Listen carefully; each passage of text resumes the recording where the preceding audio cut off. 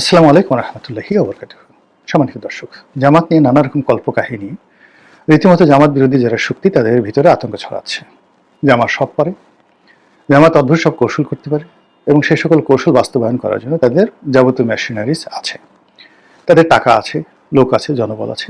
তারা বিভিন্ন জায়গাতে ডেইলি ১,০০০ টাকা দিয়ে রিক্সাওয়ালাদেরকে তারা নিয়োগ করেছে এবং তারা বলার চেষ্টা করছে রিক্সাওয়ালারা যে আওয়ামী লীগ দেখলাম, বিএনপি দেখলাম, জাতীয় পার্টি দেখলাম, এবার একটু জামাত দেখি। তো এই কথাগুলো বলে তারা ভোটারদের মন গলানোর চেষ্টা করছে বলে রীতিমতো ভাইরাল হয়ে পড়েছে এবং বিএনপির লোকজনও এটা নিয়ে মাঠ গরম করছে। জামাতের মহিলা কর্মীরা যারা আছেন তারা বোরকা পরে পরে বাড়িতে যাচ্ছেন, বিকাশ নম্বর নিচ্ছেন, মানুষদেরকে সাহায্য করছেন, কোরআন শরীফ দিচ্ছেন, তসবিহ দিচ্ছেন, ইত্যাদি ইত্যাদি। এটা এখন ওপেন সিক্রেট হয়ে গেছে। আবার অনেকে বলার চেষ্টা করছেন যে বোরকা পরে অনেক পুরুষ মহিলার রূপ ধরে তারা বাড়িতে বাড়িতে যাচ্ছেন।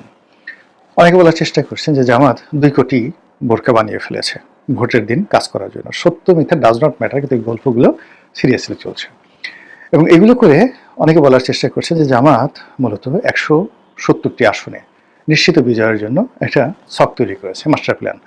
এবং এই মাস্টার প্ল্যানগুলো আমি কিন্তু বলছি না, এগুলো ইন্টারনেট খুঁজলে আপনি পাবেন। এবং ১৭০টা সিটে কি করে জামাত একেবারে চোখ বুজে জয়লাভ করবে সেই পয়েন্ট নম্বর ১, ২, ৩, ৪, ৫ এগুলো হাতে কলমে ভিডিও করে, অডিও করে বিভিন্ন কন্টেন্ট ক্রিয়েটররা তারা এমনভাবে উপস্থাপন করেছে আপনি বিশ্বাস না করে পারবেন না। আমার যারা দর্শক মানে তারা খুব হাই লেভেলের, আমি মনে করি আমার যারা দর্শক তারা সবাই জ্ঞানী গুণী শিক্ষিত সজ্জন ব্যক্তি রয়েছেন। তাদের কাছে এগুলো খুব ছেলে খেলা মনে হতে পারে, তবুও তো অনেকে জানতে চাইতে পারেন। যেমন অনেক হয়তো জানেন, খুব ভালো করে জানেন যে বাংলাদেশের এরকম প্রায় ১৫০ সিট রয়েছে।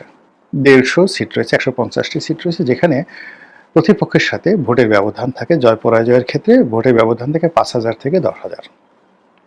এখন বলা হচ্ছে যে জামাত ঢাকা শহরের সকল সিটগুলো তারা টার্গেট করে এখানে ২০ লাখ ভোটার, আবার বলছি ২০ লাখ ভোটার তারা দেশের বিভিন্ন অঞ্চল থেকে ডেডিকেটেড ঢাকা শহরে এনেছেন। আচ্ছা, এটা সত্য মিথ্যা আমরা জানি না। যদি এই ঘটনা ঘটে থাকে তাহলে প্রত্যেকটি আসনে যদি ১ লাখ ভোট জামাত প্রার্থীর পক্ষে পড়ে, আর জামাতের যে নর্মাল ভোট যদি মাত্র ১০,০০০ও হয় তাহলে ১,১০,০০০ ভোট। এবছর যত কম লোক ভোট কেন্দ্রে আসবে, অর্থাৎ যেমন দেখা গেল যে অনেকগুলো সিট যেখানে জামাতের প্রার্থী খুব দুর্বল, জীর্ণ শীর্ণ, বিএনপির লোকজন মনে করছে জামাতের লোক তো মাঠেই আসছে না, ভোট কেন্দ্রে যাওয়ার দরকার কি, আমরা এমনিই তো পাশ করে যাব। অথবা অনেকে মনে করছে যে আচ্ছা ঠিক আছে, সকালবেলা আবার রাতে একটু সিলঠুল পিটিয়ে দেবো আর কি।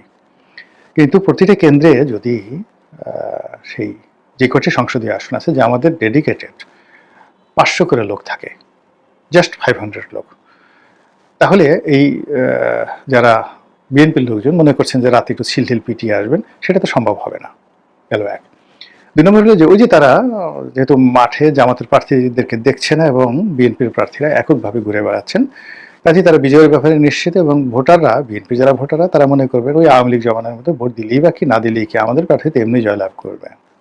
তো সেখানে তারা আসলেন 5%, 3%, 6%, আর বাকি জামাতের ১ লক্ষ ভোটার সেখানে উপস্থিত হয়ে গেল। বলেন তো ফলাফলটা কি হবে? ফলাফলটা নিশ্চিতভাবে জামাত চলে আসবে। এইভাবে গ্রামে বাংলায় মানে ঢাকা শহরে যেভাবে এই ২০ লাখ ভোটের কথা বলা হচ্ছে, আর প্রবাসী ভোট ১৫ লক্ষ প্রবাসী ভোট, এই প্রবাসী ভোটের উপর বলা হচ্ছে যে জামাত পুরোটাই নিয়ন্ত্রণ করে ফেলেছে। এই প্রবাসী ভোট কার কোন প্রার্থীর ইসে পড়বে ওটা জামাতই নির্ধারণ করে দিয়েছে বা দিবে। What ever maybe, does not matter. এখন ওখানে সেই ১৫ লাখ ভোট, এখানে গেল ২০ লাখ, ওখানে গেল ১৫ লাখ ভোট। সেটা কিভাবে হবে, কিভাবে ডিস্ট্রিবিউশন হবে, কোন কোন আসনে যদি ১০,০০০ করে আপনি ১৫ লাখ ভোট দিয়ে দেন তাহলে কয়জনের কপাল পড়বে? মানুষজন গল্প বানিয়ে ফেলেছে। এরপর আরো অনেক সুন্দর সুন্দর গল্প, যেমন ঢাকা বিশ্ববিদ্যালয়ে ডাকসু নির্বাচনে তারা জয়লাভ করলো, শিবির জয়লাভ করলো।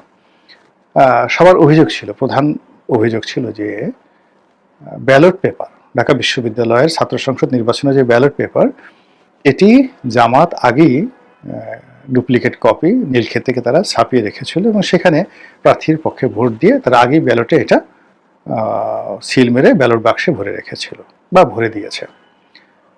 ফলে নিরঙ্কুশভাবে, অপ্রত্যাশিতভাবে অভাবনীয়ভাবে শিবিরের প্রার্থীরা ডাকসু নির্বাচনে জয়লাভ করেছে।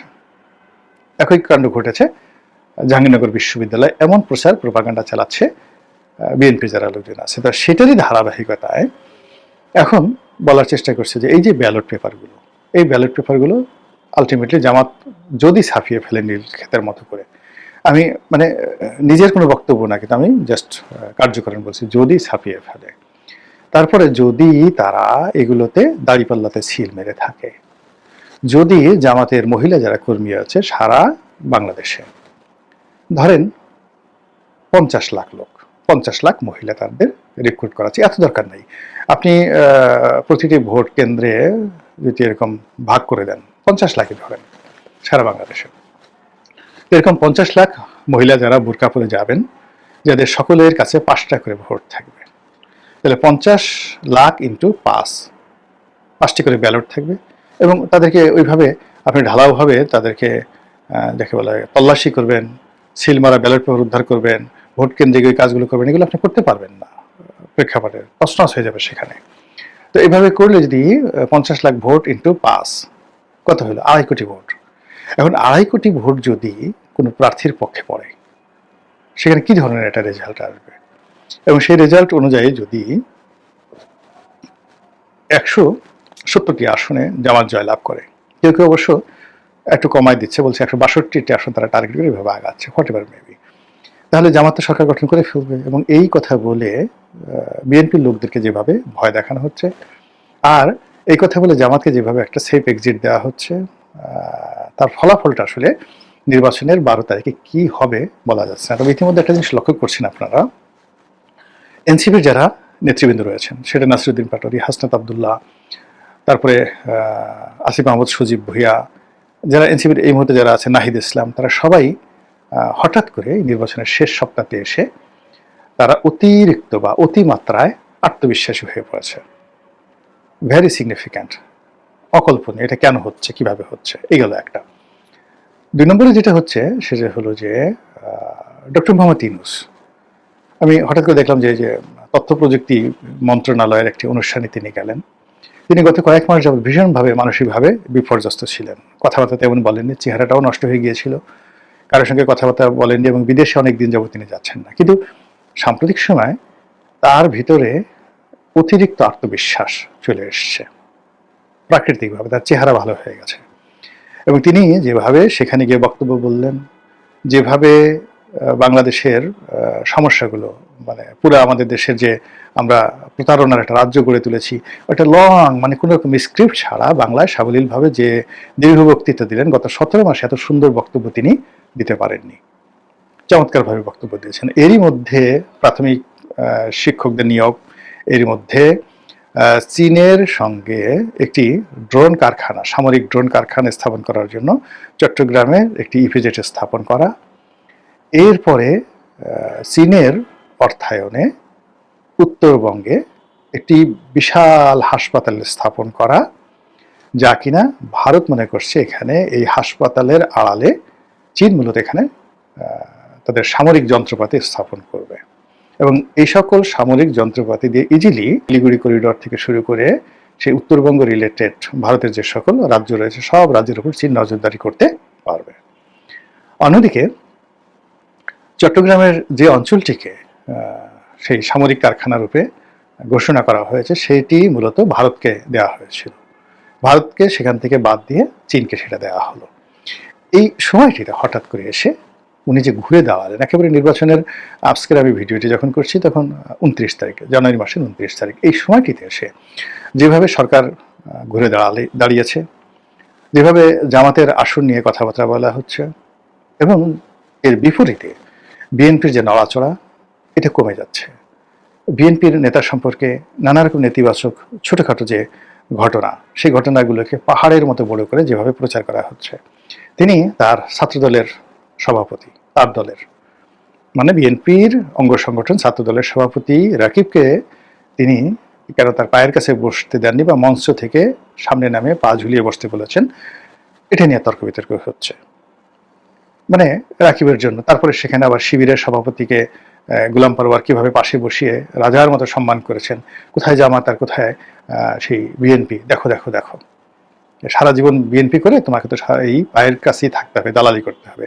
এই জিনিসগুলো করে মূলত জামাতকে একটা করিডর করে দেওয়ার চেষ্টা করা হচ্ছে। আর অন্যদিকে ডক্টর মোহাম্মদ ইউনূসের রাইট হ্যান্ড, তার সকল কর্মের প্রেরণাদাতা মাস্টারমাইন্ড ডক্টর আলী রিয়াজ, তিনি সাম্প্রতিক সময় যে বক্তব্যটি দিয়েছেন, সেই বক্তব্যটি হলো যে সামনে যে নির্বাচন হচ্ছে সেই নির্বাচনের দ্বারা যে সংসদ সদস্য নির্বাচিত হবেন তারা 6 মাস মূলত এমপি হিসেবে নন, মানে কনস্টিটিউশনাল অ্যাসেম্বলি যেটা হবে সেই অ্যাসেম্বলির সদস্যরূপে তারা জুলাই সনদ অনুমোদন করবেন, সংবিধান সংশোধন করবেন, তারপরে তাদের যে কাজগুলো সেগুলো তারা করবেন। অর্থাৎ 6 মাস তারা এই 17 মাসের সরকারের যত কর্মকাণ্ড আছে সেই কর্মকাণ্ড তারা বৈধতা দেবেন। এই যে নির্বাচনের এই কয়দিন আগে আলী রিয়াজ সাহেবের এই ধরনের বক্তব্য, এই বক্তব্য দ্বারা কি বোঝাচ্ছে?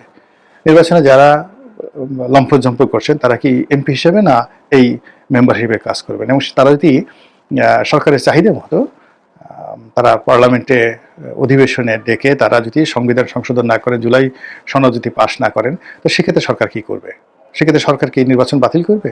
আর যারা নির্বাচিত হলেন তাদের অবস্থা কি সেই 70-এর যে নির্বাচিত যে সংসদ সদস্য যারা ছিলেন, কনস্টিটিউশনাল অ্যাসেম্বলির সদস্যরা, তারা যেভাবে পাকিস্তানের বিরুদ্ধে বিদ্রোহ করেছিল ঠিক ওইভাবে কি বিদ্রোহ হবে?